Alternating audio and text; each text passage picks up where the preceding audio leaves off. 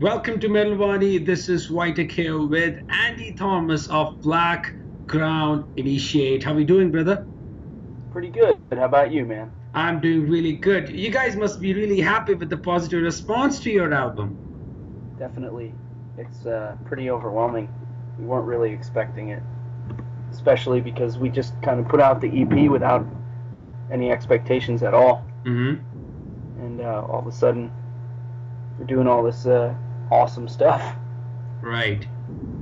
That's amazing. And you guys have also played few tracks live as well. So how have your fans responded to those tracks? The new ones, you mean? Yeah. They've responded pretty well, man. Mm-hmm. The new songs are really fun to play, but they're also very challenging to play. Right. They've been... Oh, go ahead. Yeah, go ahead. So the reception's been pretty good. You find, like, I think we played 2 songs, well, one for sure, and I think we tried another one before the album was out, and that's always kind of confusing for people because they don't know them. But other than that, since the album came out, playing the songs live has gone over very well. That's amazing. Now, as a fan, when I listened to your, the Wreckage of Stars, it kind of felt like, I've been lost at sea in the middle of some relentless storm.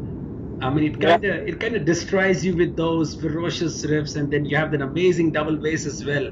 And, you have that perfect balance of, that breathing space and then also some clean passages. So how did it all come together as a one package for the fans? Well, when we added Rick to the band, because Nick, our bass player, and I started the band, and we've always had pretty compatible writing styles, mm-hmm. like musical goals and preferences. Right.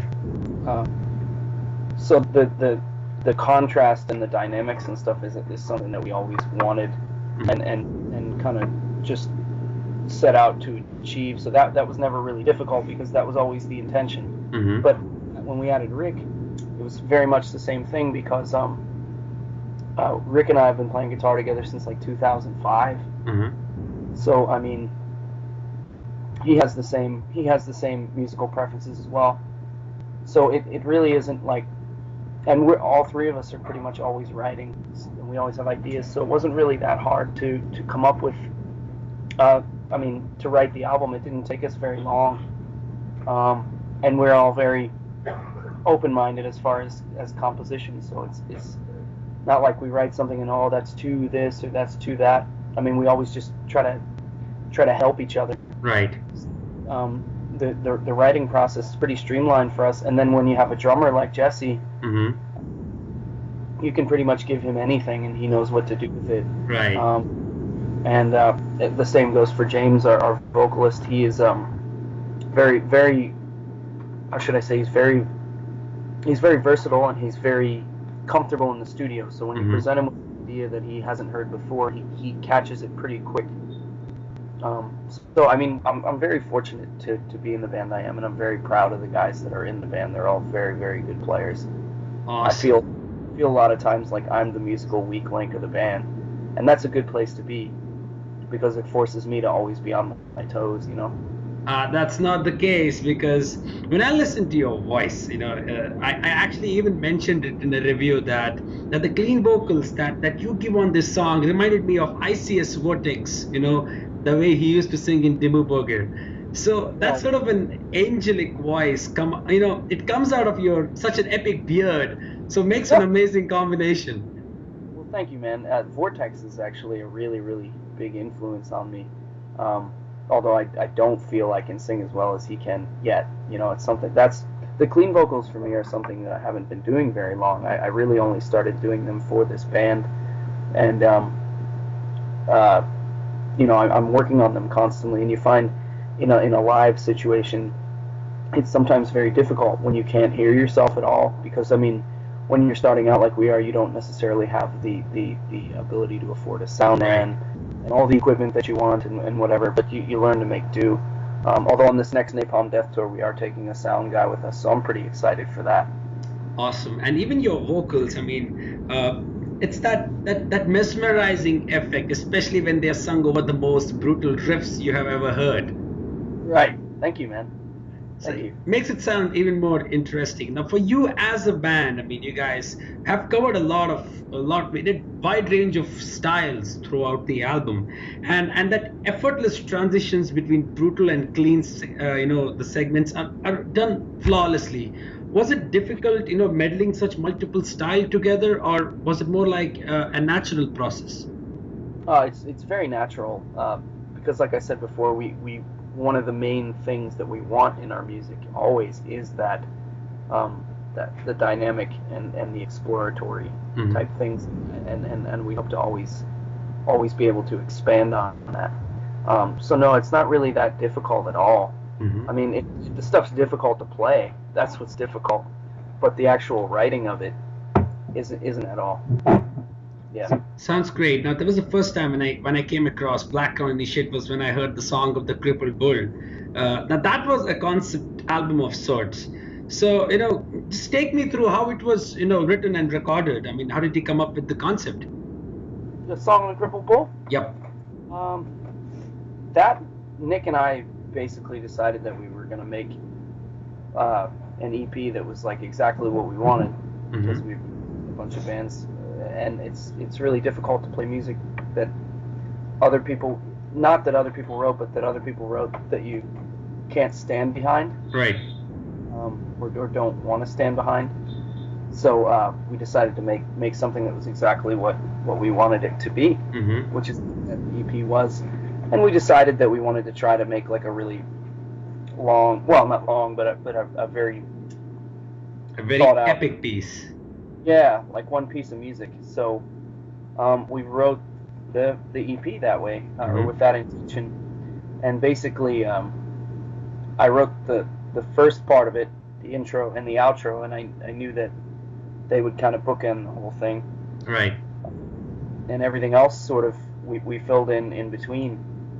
And we would keep in mind, what can we revisit here? What can we develop here that came before, and how can we make it different? Right.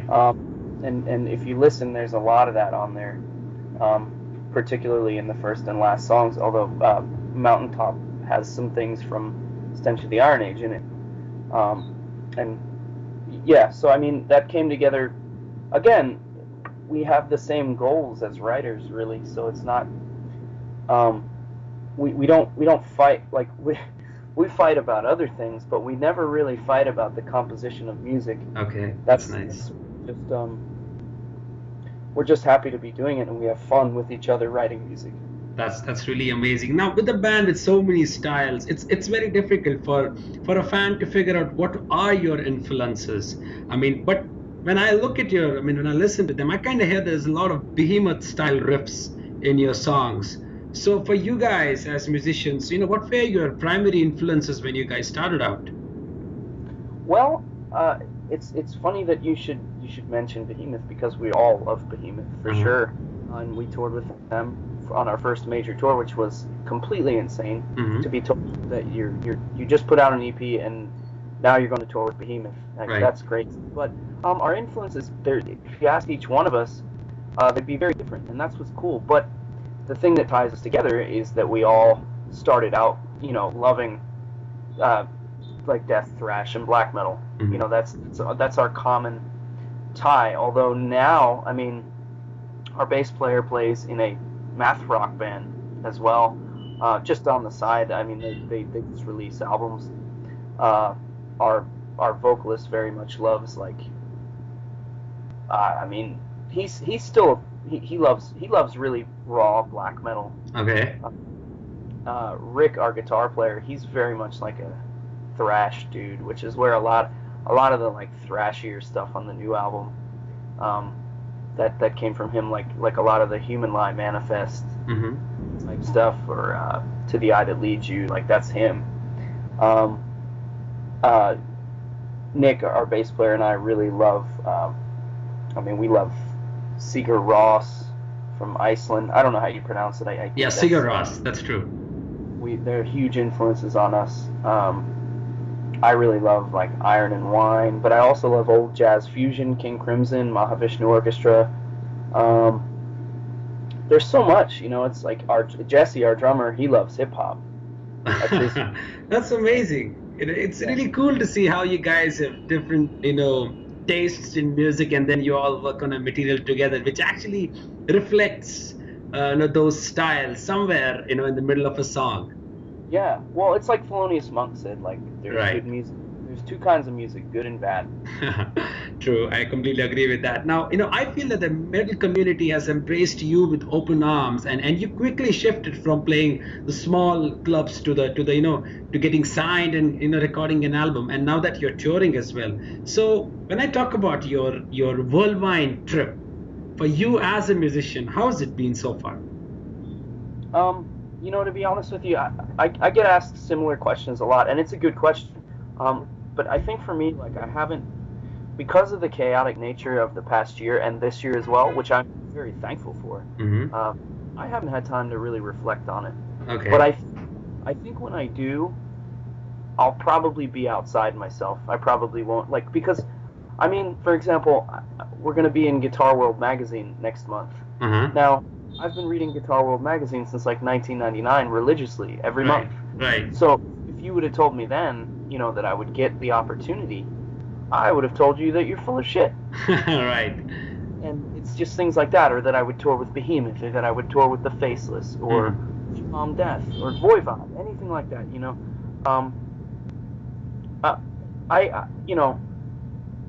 It's insane. Right. And it's very beautiful, and I already over the past year, if I were to die tomorrow, I'd be able to say that I did something that I never thought I would get to do, and that I've dreamt of doing since I was a child, and that's really cool.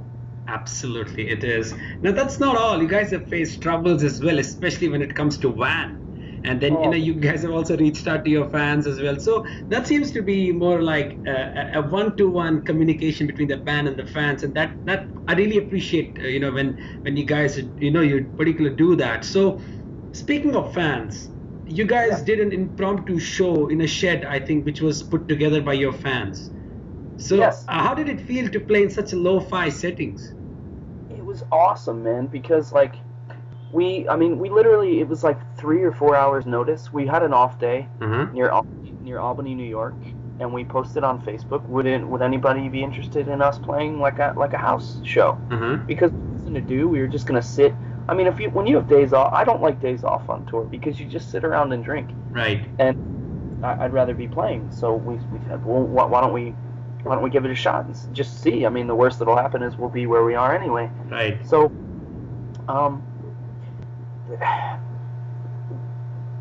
the fans responded and said, well, yeah, we have a house outside of Albany, maybe 30 minutes. I think it was 30 minutes north of Albany, New York. We showed up, and by the time we got there, people had driven from like 100 miles away. Awesome. And it was like incredible. I mean, and there weren't that many people there. There were maybe 30 people there, I think. But it was still for 4 hours notice in the middle of nowhere. It was intense. It was intense. And we played, all the songs we had prepared at that time, and then we ate pizza and drank beer, and it was very cool. It was a really, really, really awesome experience to know that people, like, I mean, when we had started, when we put out the EP, if we had said, hey, we want to play in Albany, New York, we probably would have just heard crickets chirping. Right. So, it was very cool, very fun. That's amazing. Now, there's always that one particular doubt which I had in my mind, and I'm just waiting, when I will be having a chat with the band. Now that you guys, I mean, the entire band actually comprised of members from your older band, Nightfire. So yes. Why isn't the music from Blackground Initiate more music like, from Nightfire? If it's basically the same band, why did you guys change the name? Well, I don't want to sound like I'm speaking too badly, but the main writer in that band is the only member of Nightfire that is not in this band. Okay. So, it was a stylistic difference. I feel the music from Nightfire was pretty much like neoclassical tech death, I guess, if I had to describe it. Although it wasn't that. I mean, I don't know. The point is, it wasn't.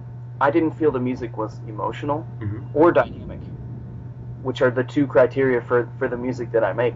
Right. And a lot of things that I was writing when I was in that band, like Withering Waves, that song was written while I was in Nightfire, and it was never used. And it sat around for maybe 9 months in that band, and I'm going, well, hey, are we going to play it, or what's the deal? And it was like, no, I don't know.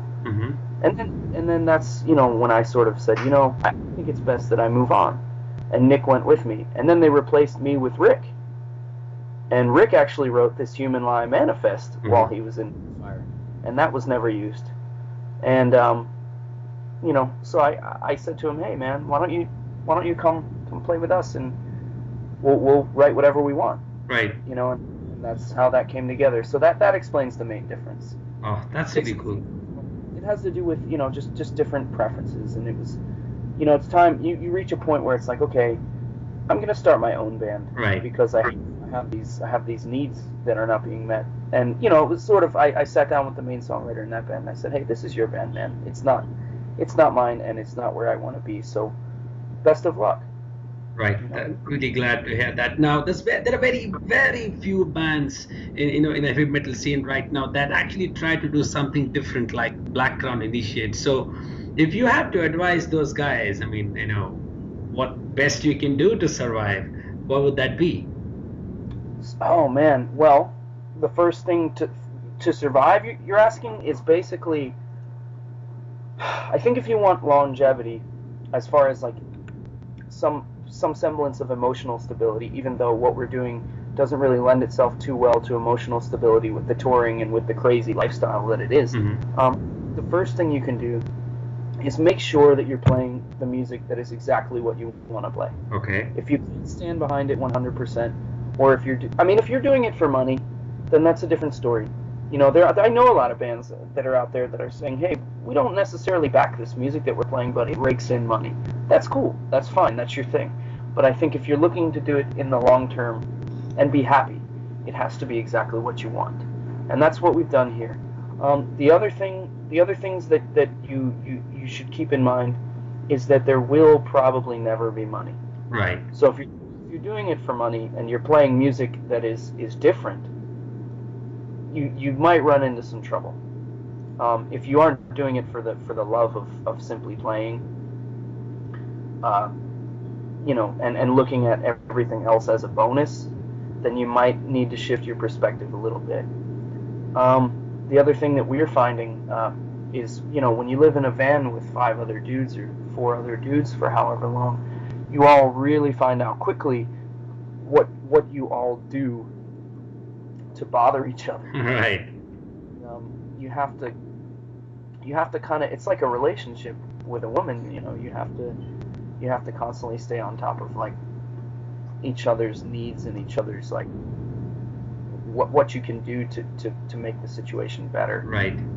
It's pretty much inevitable. You might think when you start the band, oh well, we're best friends, so it's going to be just fine. Well, if you've ever moved in with a roommate who was your friend, you quickly find out, oh man, I hate the way this person does whatever. Right.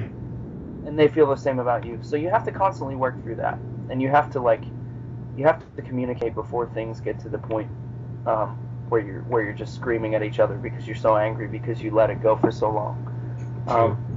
Those would be big pieces of advice from me. Also, make sure you practice a lot, but that kind of goes without saying. Right. So what would be the other advice from a guy with such an epic beard for all those beard maniacs? Keep it. I shampoo it and condition it daily. I also have a number of beard oils. We're actually endorsed, and I'll do a shameless plug for Bearded Botanicals out of, I believe, Lima, Ohio. They send us all our beard oils and stuff. And you find, especially out on tour, when you can't keep it clean on a regular basis, that it gets really dry, and that's sort of the worst thing you can do to a gnarly face piece, is to let it get dry. So that's where the beard oil comes in, moisturizing type stuff. Awesome. That'd be my advice. Also, here's a good one that most people, when they ask me, how do you grow a beard that long? You don't shave. People, well, what do you do? Well, you just stop shaving. Say goodbye to shaving. Don't shave. That's cool. That's really cool. And talking about, I mean, the touring schedule. What's the band planning to do in 2015? Well, we're starting with the Through Space and Grind tour, which is with Napalm Death, Voivod, Zoomed, and Iron Reagan. That starts in a few weeks. What day is it? It's the 7th. I think that starts for us around the... I think that tour starts on the 28th. I think we have some dates down to Florida, which is where it starts. So we'll probably be heading out around the 23rd or 24th. And that goes for about a month. Well, actually, a little more than a month. That goes all over the U.S. and Canada, which should be really, really insane. The thing I'm looking forward to most is the guitarist in Voivod, Dan Mongrain. He used to play in a band called Martyr. Are you familiar with them? From French Canada? No. Well, they're insane. He's one of my favorite guitar players ever. And now I get to, watch him play every day. I'm pretty happy. But I felt that way before, I felt that way about Michael Keane. I felt that way about Behemoth, whatever. But after that, we have a few things that are up in the air that are going to be really cool, but we haven't announced them yet. Okay. So I have to kind of be careful there. We hope to end up overseas by the end of the year, by the fall, looking at Europe, and who knows where else. I'd really love to come to your country. That would. That was my next question. I mean, are you aware of the metal scene here in India? I have heard it is insane. I've heard it's awesome. So like I said to you before in the private chat, I would really like to try Indian food in India. Yeah, food manias, isn't it? Oh, it's the best food there is. Absolutely, it'd be even great to have you here and blow our minds out with some shows here. That would be insane. That'd be so much fun. I mean, I'm sure it'll happen at some point. I just don't know when. Right. Yet. Yeah. I would say definitely, if not 2015, 2016 for sure. Right. We just gotta have patience. Right. We do too. Right. And you got the best patience. I mean, with growing a beard like this, it takes like shitloads of patience. The kind of even you can bear the shit which all the girls create in life. So that sort of patience you've built together to build that epic beard. Well, it really doesn't. I mean, it's kind of just letting it grow, and it's more laziness than patience. Right. I don't like shaving. You gotta reach that threshold where okay, I'm shit lazy and I'm not gonna do it. Exactly. That's I've been that person since I was a child. So. Fantastic, and it's been an honor having a chat with you. I look forward to see you guys live, if not in India, at least in Europe, and just see how you guys unleash those tunes live, because that's where the magic happens. Oh, that would be great, man. And when you come, we'll drink a beer. Absolutely, Andy. It was an honor having a chat with you, and you have a wonderful day ahead, and keep your chin up. You too, man. Thanks a lot. It was great to have the opportunity